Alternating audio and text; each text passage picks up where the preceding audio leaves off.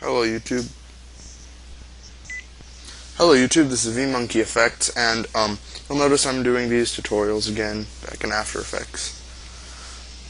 So I was thinking to myself what to do for another tutorial, because I know I hadn't been posting many for quite some time, about a month I'd gone. So I was thinking, I always do stuff which is very, very noticeable, like implementing elements into the footage. But I thought I would go back and basically relearn all the stuff I knew about color correction and some more subtle effects. So today's tutorial will be more focused on some of the subtle details you can add to your footage to make it look more realistic, specifically this sort of cinematic look that you can add to your videos. So I'm just gonna, you see the final look of this video. It takes a little bit for my computer to render because there's a lot of stuff on the hard drive and I'm going to have to go in there and delete that. But I'm just going to sort of glide through this so you can see. Yeah, I see my computer's lagging up because there's so much crap it has to render at once. And so yeah, a pretty simple shot.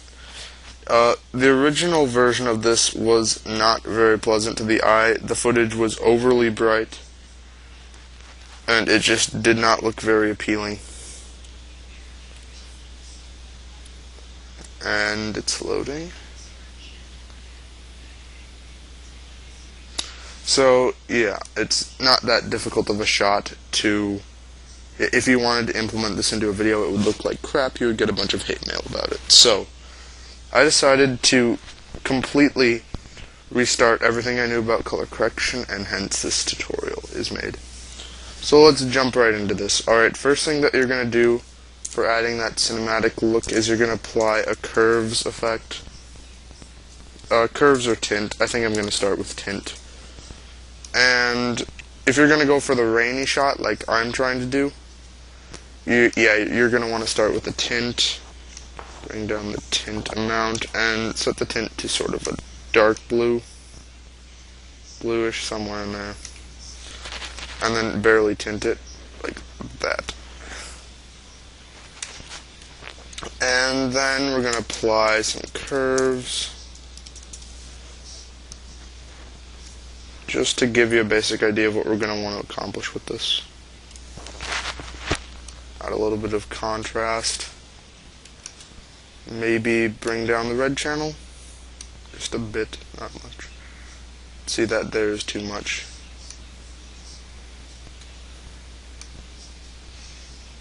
And yeah, you're going to want to come in here and modify a few of these values to make sure that it all's up to what you want it to be. About there will be good. And then maybe just a little bit more blue. No, it doesn't seem to like that. Alright, so that's looking pretty good for the curves effect. Now, you'll probably notice it's starting to look a little bit more like it. A little, not really. Also, you're going to want to make this a wider shot. Here, I'm just going to go quick. Take a look at what these composition settings are. Okay.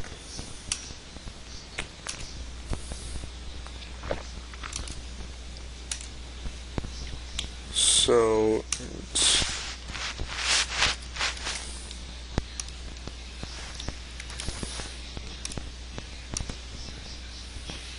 and then you're just going to scale up your footage, because I wasn't recording in HD when I originally did this shot.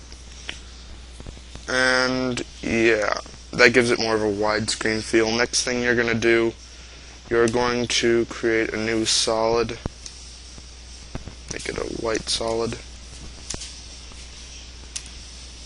And we're going to go into mask, make an elliptical mask by double clicking the mask, and then hit F to feather the mask. A lot of feathering, because feathering is nice. Okay, and then we're going to create a new solid again, make this a black solid. Apply that under the other solid. Shift click the white solid and then do Control Shift C. to pre-compose it, and we'll say gradient. Alright, you know what, let's go into gradient and modify that. That doesn't look like exactly what we want. If you go into the white solid mask, then you hit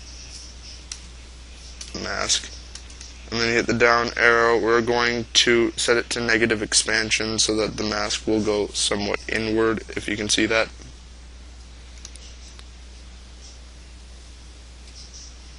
And then maybe further a little more. That's looking good. Let's go back into this comp.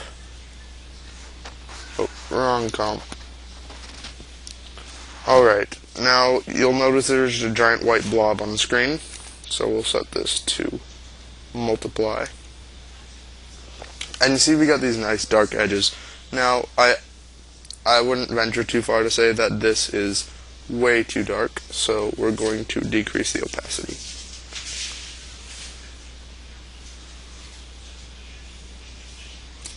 Or you could go for soft light, maybe?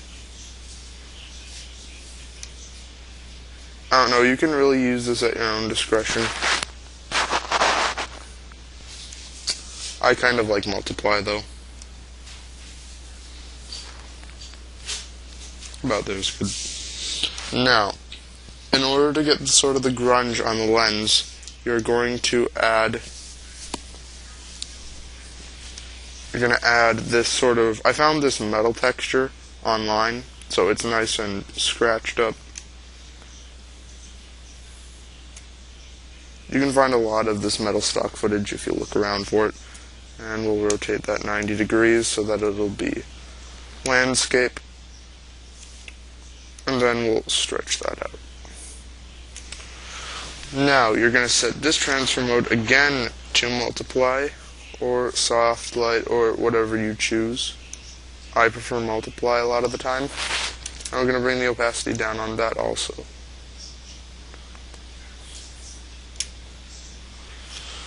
Alright. No, I'm going to experiment with soft light on this one. It doesn't look exactly like what we're going for, but if we drag this under the gradient layer, maybe. That doesn't look too bad. I think multiply looks better for me, though, my personal preference. You can do whatever you want. This is simply an example. And you see we get just a hint of grunge on the lens. And it really improves the shot. Alright, now, last thing to make your shot look more professional. And you'll notice that the shot color correction is not exactly the same. I spent a lot more time on this one. So,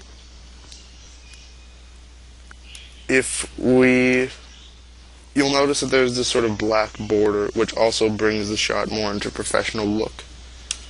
So that's really easy to get. What we're going to do is we're going to pre-compose all this, and we'll say shot, I don't know, very creative name, shot. And then we're going to select the rectangle tool, and then just make a basic mask.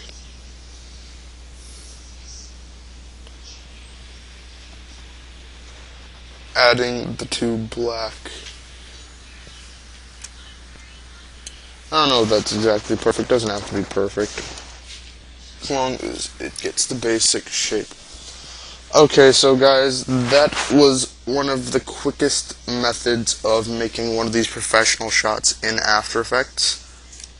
There are a lot more complicated and more effective ways of doing this, like a bunch where you add maps to your lens blur and all that advanced stuff. Well, not necessarily advanced, but you know what I'm saying.